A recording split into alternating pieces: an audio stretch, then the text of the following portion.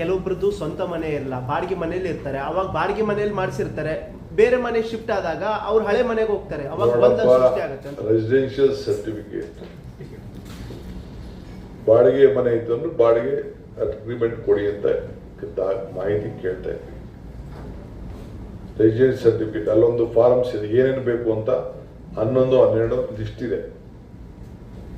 Birth certificate ಇದೆ, ಬಾಡಿಗೆ ಬಿಡಿ, ಹಿಂದೆ ವೋಟ್ ಹಾಕಿ ಸರ್ಟಿಫಿಕೇಟ್ ಇರ್ತದೆ, ಹಿಂದೆ ಬೇರೆ ನಿಮ್ಗೆ ಸ್ಕೂಲ್ ಸರ್ಟಿಫಿಕೇಟ್ ಇದೆ, ನಿಮ್ ಬರ್ತ್ ಸರ್ಟಿಫಿಕೇಟ್ ಇದೆ, ಇಲ್ಲ ಯಾವ್ದಾದ್ರು ಪೆನ್ಷನ್ ತಗೊಂಡು ಸರ್ಟಿಫಿಕೇಟ್ ಇದೆ, ನಿಮ್ಮ ಆಸ್ತಿಯ ದಾಖಲೆ ಇದೆ, ನಿಮ್ಮ ಸೈಟ್ ಕೊಟ್ಟಿರೋ ದಾಖಲೆ ಇದೆ. 10, 12 ಇಲ್ಲಿದೆ ಲಿಸ್ಟು. ಆ ಲಿಸ್ಟ್ ಪ್ರಕಾರ ಬೇಕಾದ್ರೆ ಅದನ್ನು ಓದ್ಬಿಡ್ತೀನಿ.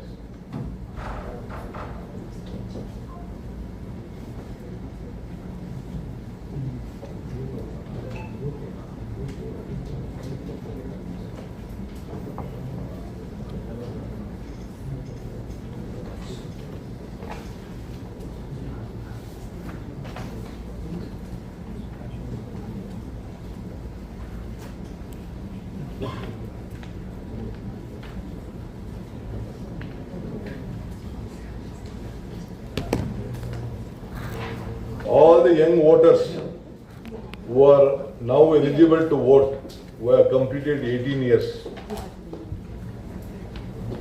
18 years. They can have the new form, which in the new form will be provided by the electoral officer. Form number 6. Form 6. They should compulsorily enter the new form with their valid age certificate. So they will be eligible to have their new voters.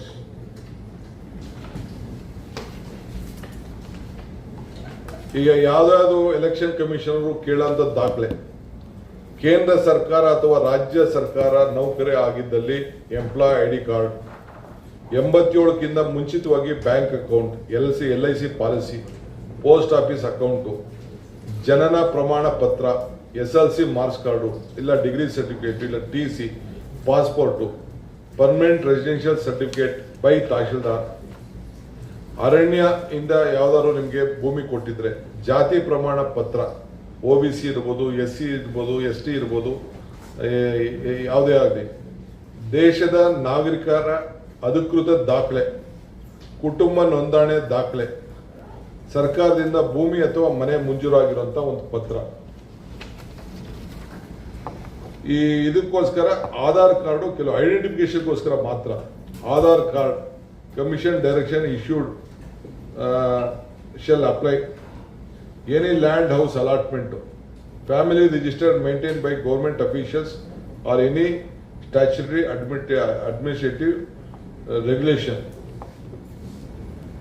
National register of citizens ಎಲ್ಲರೂ ಇತ್ತು ಅಂತಂದ್ರೆ ಇವೆಲ್ಲ ಕೂಡ ಯಾವ್ದಾದ್ರು ಒಂದು ದಾಖಲೆಯನ್ನು ಒದಗಿಸ್ಕೊಟ್ರೆ ಸಾಕು.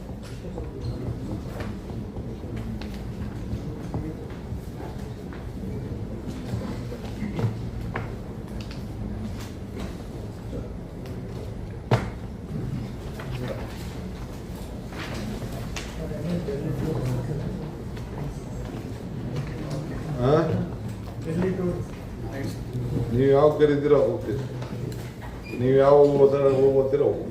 ಸಂಪುಟ ವಿಸ್ತರಣೆ, ಕ್ಯಾಬಿನೆಟ್ 3ನೇ ತಾರೀಕು ಕ್ಯಾಬಿನೆಟ್ ಅವತ್ತು ತೀರ್ಮಾನ ಮಾಡ್ತೀನಿ, ಹೋಗ್ತೀನಿ. ಆಮೇಲೆ ಹೋಗಲೇಬೇಕು, ಹೋಗ್ತೀನಿ. ಜಿಲ್ಲೆಗಳಲ್ಲಿ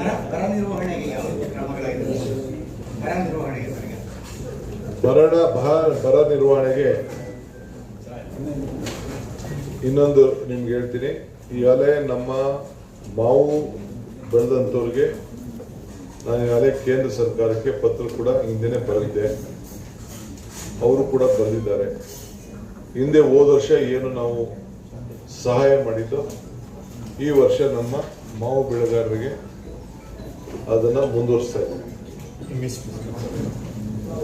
minimum support price last year ಏನು ಕೊಟ್ಟಿದ್ದೋ ಆ ರೀತಿ ಈ ವರ್ಷ ಕೂಡ ಮುಂದುವರಿಸ್ತಾ ಇದ್ದೀವಿ. ಸೆಷನ್ ಡಿಲೇ ಆಗ್ತದೆ ಸರ್, ಅಧಿವೇಶನ ಡಿಲೇ ಆಗುತ್ತೆ. ಇಲ್ಲ, ಅಧಿವೇಶನ ನೋಡೋಣ, ಈಗ ಕ್ಯಾಬಿನೆಟ್ ತೀರ್ಮಾನ ಮಾಡ್ತೀವಿ.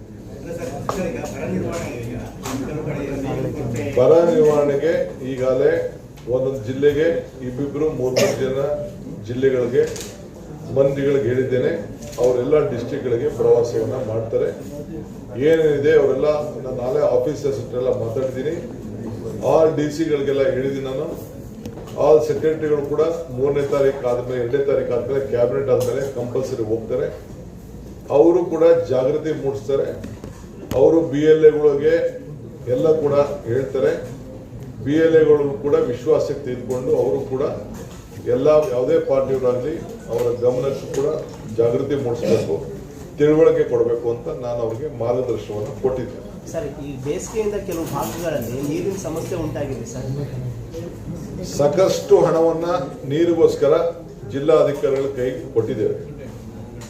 ಸರ್, ಮೋಡ ಬಿತ್ತನೆ ಚಿಂತನೆ ಏನಾದರೂ ನಡೀತಾ ಇದೆಯಾ ಸರ್? ಮೋಡ ಬಿತ್ತನೆ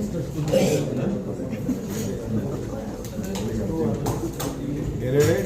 ಮೋಡ ಬಿತ್ತನೆ ಅಂತೂ ಚಿಂತನೆ ಅದು ಆಮೇಲೆ ಮಾತಾಡೋಣ, ಈಗ ಬೇಡ. ಫಸ್ಟ್ ಮಳೆ ಉಳಿಸೋಣ. ಈ ಬಾರಿ ಮಳೆ ಏನೋ ಕಡಿಮೆ ಆಗುತ್ತೆ ಅಂತ ಹೇಳಿ ವರದಿ ಬಂದಿದೆ ಅಂತಲ್ಲ ಸರ್? ಇಡೀ ದೇಶ, ನಮ್ದೊಂದೇ ಅಲ್ಲ, ಇಡೀ ದೇಶಕ್ಕೆ ಮಳೆ ಅಪಾಯ ಕಾಣ್ತಾ ಇದೆ. ಸರ್, ಸರ್ಕಾರ ಈ ಸ್ಪೀಡಲ್ಲಿ ಇದ್ದಾರೆ, ಇನ್ನು 2 ವರ್ಷ ಅದೇ ಸ್ಪೀಡಲ್ಲಿ ಇದೆ ಸರ್. ಇಲ್ಲಿ ಹೆಂಗಿದೆ? ಚೆನ್ನಾಗಿದೆಯಾ? ಈ ಸ್ಪೀಡ್ ಕಂಟಿನ್ಯೂ ಆಗುತ್ತೆ ಅಂತ ನಿಮ್ಮ ಅಧಿಕಾರ ಹೇಳ್ತಾರೆ ಸರ್. ಸಚಿವರಿಲ್ಲ, ನೀವು ಒಬ್ಬರೇ ಒತ್ಕೊಂಡು ಮಾಡ್ತಿದ್ರೆ 24 ಗಂಟೆ, ಹಂಗಾಗಿ ಹೆಚ್ಚಿಗೆ ಆಗ್ತಿಲ್ಲ ಅಂತ ಆಲ್ ಮಿನಿಸ್ಟರ್ಸ್ ಒಬ್ಬೊಬ್ರಿಗೆ 2-3 ಜಿಲ್ಲೆ ವಹಿಸಿದ್ದೀನಿ. ಅವರೆಲ್ಲ ಅಟೆಂಡ್ ಮಾಡ್ತಾ ಇದ್ದಾರೆ.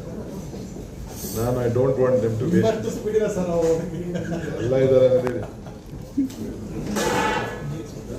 ಮಿಕ್ಕಿದವರು ಬರ್ತಾರೆ. ಅವ್ರೇನು ಖಂಡಿತ ಎಲ್ಲ ಬರ್ತಾರೆ. ಮಿಕ್ಕಿದ ವಿಚಾರ ಕೆಲವು ನನಗೆ ಗೊತ್ತು, ಏನೇನು ಪ್ರಶ್ನೆ ಕೇಳಬೇಕು ಅಂತಿದ್ದೀರಿ. ಸರ್, ಎಷ್ಟನೇ ತಾರೀಕು ಎಲ್ಲದಕ್ಕೂ ಉತ್ತರ ಇದೆ ನನ್ನ ಹತ್ರ. ಸರ್, ಎಷ್ಟನೇ ತಾರೀಕು ಒಳಗಡೆ ವಿಸ್ತರಣೆ ಆಗಬಹುದು? ಎಲ್ಲರಿಗೂ ಉತ್ತರ ಇದೆ. ಬೆಳಗ್ಗೆ ನಡೆದ ಮೀಟಿಂಗು ಉತ್ತರ ಇದೆ, ನಾಳೆ ನಡೆಯೋ ಮೀಟಿಂಗು ಉತ್ತರ ಇದೆ. ಅಲ್ಲ ಬೆಳಗ್ಗೆ ವಿಷಯ ಬಗ್ಗೆ ನೀವು ಪ್ರಸ್ತಾವ ಮಾಡಲಿಲ್ಲ ಕೊನೆಗೆ.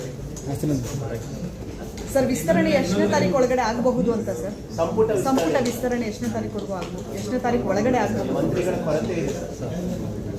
ಸಂಪುಟ ವಿಸ್ತರಣೆ ಬೇಗ ಆದಷ್ಟು ಲೇಟ್ ಆದಷ್ಟು ನಿಮ್ಮ ಕೆಲವು ಇಲಾಖೆ ಸರ್, ಶಿಕ್ಷಣ ಒತ್ತಡ ಕೂಡ ಇಲಾಖೆ ಜಾಸ್ತಿ ಆಗ್ತಾ ಇದೆ. ಇದೆಲ್ಲ ನನಗೆ ಒಂದಿನೂ ವೇಸ್ಟ್ ಮಾಡೋಕ್ಕೆ ಇಂಟ್ರೆಸ್ಟ್ ಇಲ್ಲ.